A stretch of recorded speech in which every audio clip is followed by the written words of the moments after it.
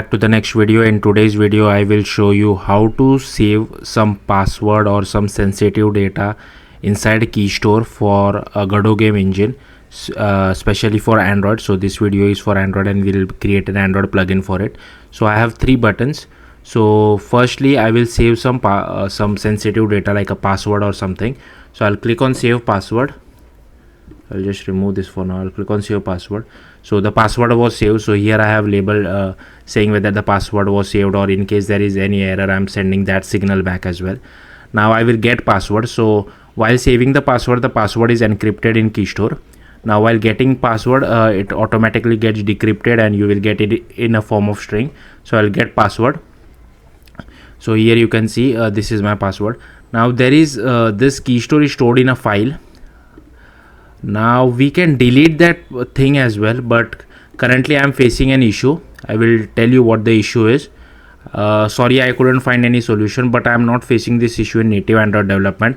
I don't know why this issue is coming on Godot. Like I have tried researching it. Some people are saying it is a Mac issue, so I don't have a Windows or Linux. So if you have Windows or Linux, you can try doing this thing and let me know in the comments if you are facing the same issue or not. And it could be a Godot related issue as well. Maybe you can if you really want to dig this out, maybe try creating a release mode of your app. I'm running in debug mode. So what I'll do is I will now just press on delete password, so it basically deletes the file. So here you can see my app crashed, and if you see what it says is, so it says something like this, something android.security key permanently invalidated, and I think it's refers to something over here which I'm not really sure about. So I think it points over here. So if I go, so yeah, if you see, points to the get key function, because I'm using the same function. Like even when I try to close my app completely, try to reopen it and try to get the get password method, or try to save another password, it works, but I'm not sure why at the time of deletion it is causing me an issue. So yeah, in case if you know about this issue, do let me know in the comments. So let's have a look at the code. With the code, so first you will have to open Android Studio, go to your Android create an Android project. It can be an empty views project or a Jetpack Compose project.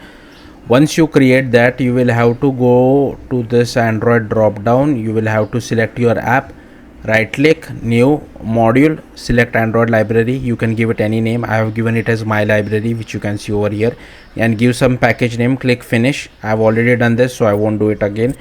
Next you will have to go to this build.gradle.kts, and here you will have to add this Godot dependency.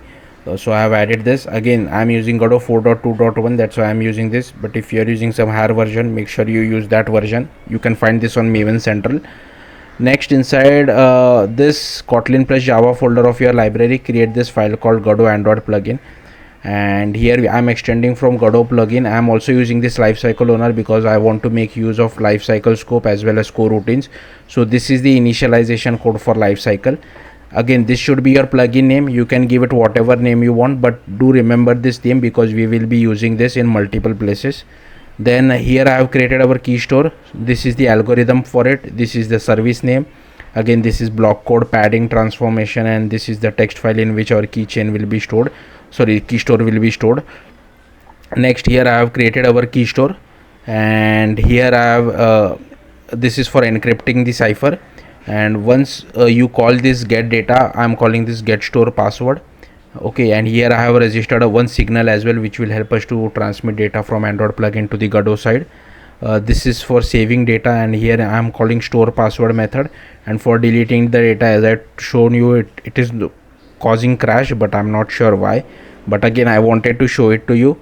So here I'm calling delete file, and first we have to create a key. And to be completely honest with you, even I don't understand much of it.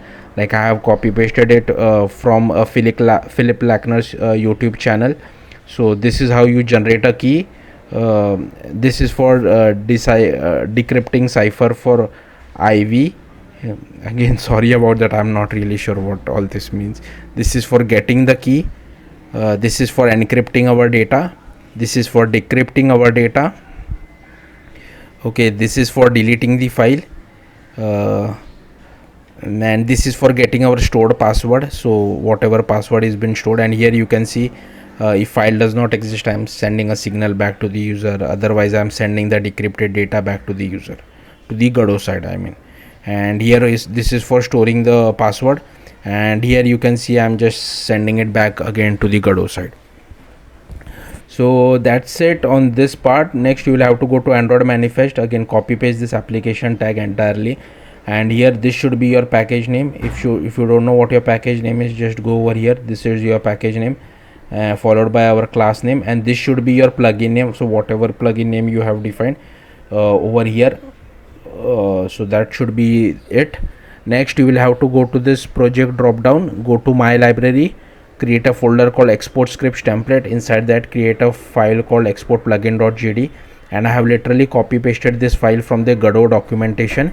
Only thing which you have to remember is this should be your plugin name, and also we have to add this extra bit of code which is not present in the documentation, because we are making use of Kotlin coroutines as well as lifecycle dependency as well. Even though we are not adding it inside build.gradle, we have to add this because the Godot's Android runtime does not have this dependency. That's why we need this. Okay, once that is done, then create another file called plugin.cfg. Again I have copy pasted this from docs. Again this should be your plugin name, description and author, you can change it whatever makes sense to you. Next open your terminal, cd to your Android project, not to your Android library, and then you will have to run this command gradle w.assemble /gradle Once you run this command, if you go to your my library, build outputs AR, here you should see .2 AR files. I have already copied those files to my Godot site, that's why you are not seeing it over here. Next create your Godot project. Inside, once you done that, click on install Android build template, then click export, click add this Android runnable, check this use Gradle build, and also check all 4 of this if you don't know what Android architecture your Android device is using. Also at the bottom you might be seeing fix import, just click on that as well. I have already done that, so I'm not seeing it again. Next you will have to create a folder called add-ons. Inside that create a folder with your plugin name, then create a folder called bin, and inside bin create debug and release folder. So you will have to copy those AR file, one inside the debug folder, one inside the release folder. So I'll show you how it is, but there is some slight change in naming.